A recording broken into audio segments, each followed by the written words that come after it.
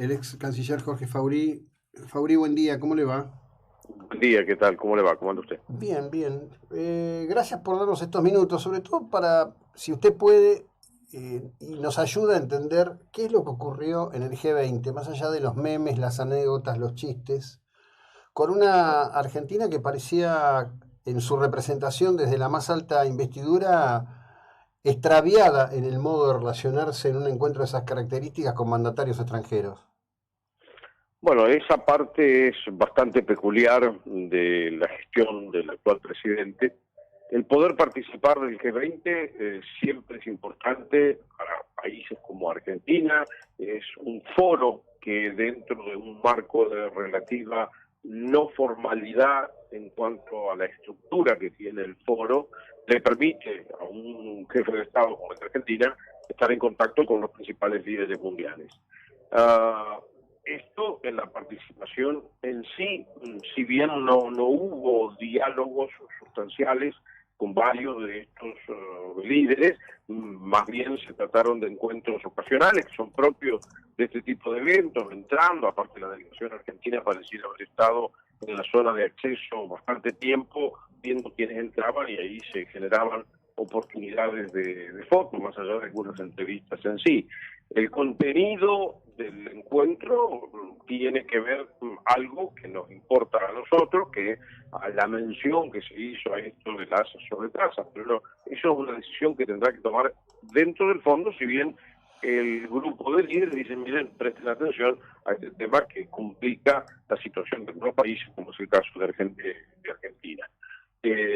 Yo creo que el hecho de que Argentina esté en el G20 es algo digamos, peculiar de nuestra historia reciente, porque nuestro ingreso fue un poco fortuito en el momento en que se crea el grupo. Veníamos de la década del 90, donde a nivel de ministros de finanzas y economía, Argentina había tenido más o menos un rol destacado y se formaliza ese ingreso en el gobierno de la Rúa, y luego toma una relevancia muy importante pertenecer al grupo en la crisis del 2008-2009.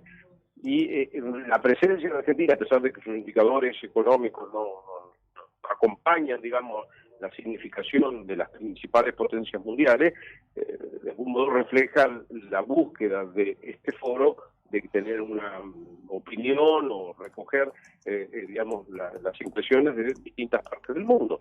Entonces, de parte nuestra exige una especial responsabilidad o una especial conciencia de que podemos tener una presencia protagónica en representación de la zona sur de América del Sur, de alguna manera. Por la región están México, Brasil y nosotros. En México esta oportunidad no estuvo a nivel de su presidente, pero bueno, el foro del G20 es muy importante y hay que ser conscientes de lo que significa y de que la forma de actuar dentro del foro es muy relevante. Tuvimos un excelente G20 durante la presidencia Sí, Macri y creo impresionante. que fue un hecho realmente muy positivo que logró asistencia perfecta de prácticamente todos los líderes mundiales. Esta vez, por ejemplo, no tuvieron ni el presidente chino ni Vladimir Putin. Sí, claro. Quiero ir a esto. Ayer, y en esto usted seguro nos va a poder ayudar y nos va a poder ilustrar, se remarcó mucho en dos medios de la capital federal que hay diferencias entre el comunicado de Argentina y el de Francia en la reunión de Fernández con Macron, y hay diferencias en el comunicado de Argentina y China al respecto de lo tratado. Esos comunicados no se acuerdan, no se coinciden en el documento de lo que se expresa, y si en algún lugar no coincide, ¿qué significa? A ver, habitualmente este tipo de, porque no son comunicados conjuntos, son, llamemos así, comunicados que elabora el Departamento de Prensa de la Presidencia para ir mostrando qué es lo que fue haciendo, en este caso, el presidente Fernández y su delegación o el ministro de Relaciones Exteriores. En estas situaciones o en este tipo de comunicados hay que tratar de ser fidedigno, porque si no pasa lo que nos pasó. El otro país dice, no, yo no hablé de esto con vos, yo hablé de esto otro. En el caso de Francia, nos recordaron que Macron le transmitió la gran inquietud que tiene respecto a la situación política de libertad y derechos humanos en Venezuela y en Nicaragua. lo cual es un tema realmente de una gran importancia para el mundo europeo, y quedó claro que Argentina eso trata de taparlo porque tiene, no sé, diálogos colaterales con esos dos países, junto con Cuba, a los cuales no quiere criticar, por lo cual lo que era un intento de no mencionarlo terminó siendo peor, porque lo puso de manifiesto en otro país y mostró que nosotros eso lo queremos tapar.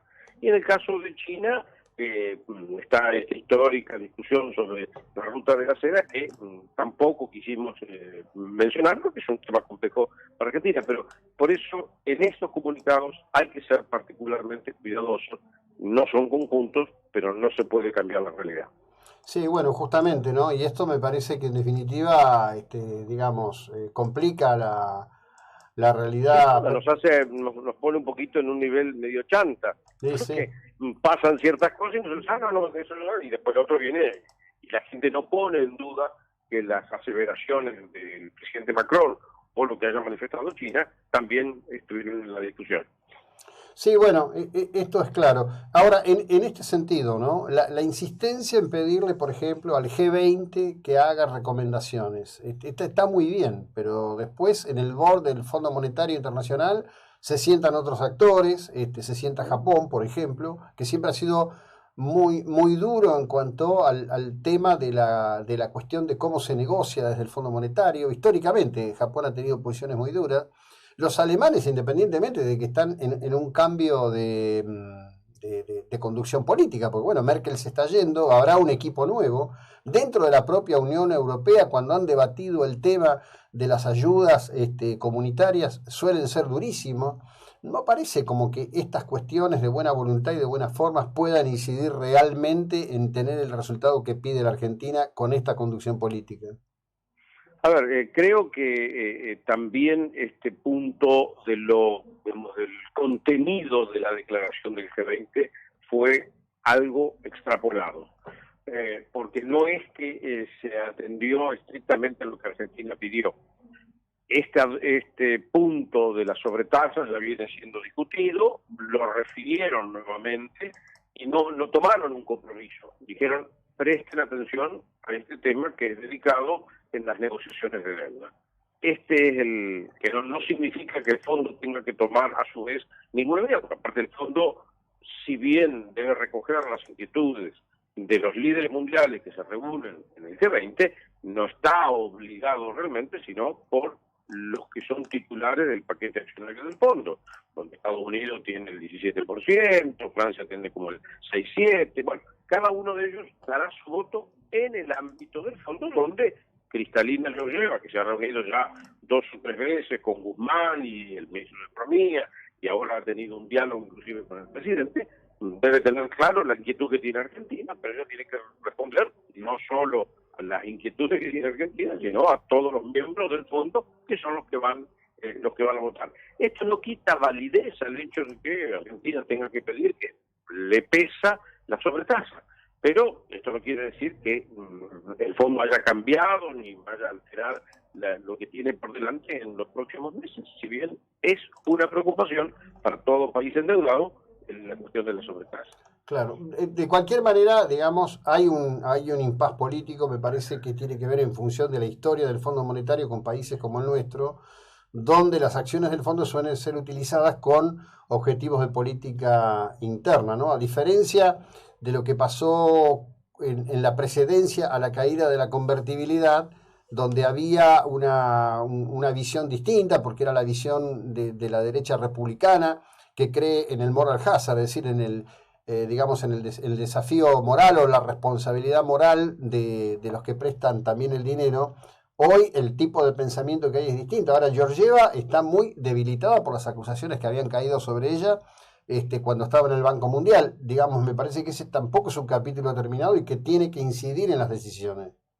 A ver, yo creo que en el Fondo Monetario lo que está habiendo respecto de Argentina es tener claro qué es lo que Argentina va a hacer en su plano económico, si tiene un plan económico financiero para llevar adelante su propia economía, su crecimiento y con eso su capacidad de repago. Entonces, los interlocutores, tanto técnicos, el señor Cubedo, la señora Cosa, que negocian con la parte argentina, como los países que integran y votan las condiciones para examinar la situación argentina, quieren conocer qué es lo que vamos a hacer. Y esto es lo que deben haber transmitido todos sus interlocutores durante el diálogo del G20, porque a Argentina los países no saben qué es lo que está queriendo hacer, cómo lo va a hacer, con quién lo va a hacer, a quién le va a pagar primero, a quién no le va a pagar después. Esto es como la situación de un deudor cualquiera. Quieren saber, vos vas a poder pagar, cómo vas a pagar, ¿le vas a pagar primero al que le compraste el auto o al de la casa?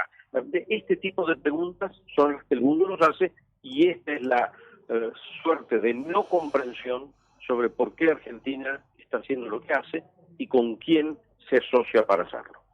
Desde ya, muchísimas gracias por ayudarnos a ilustrarnos en estos complejos temas en los que la sociedad está envuelta en función de un pensamiento de sus dirigentes que nos cuesta mucho terminar de entender. Fabri, que tenga usted un muy buen día.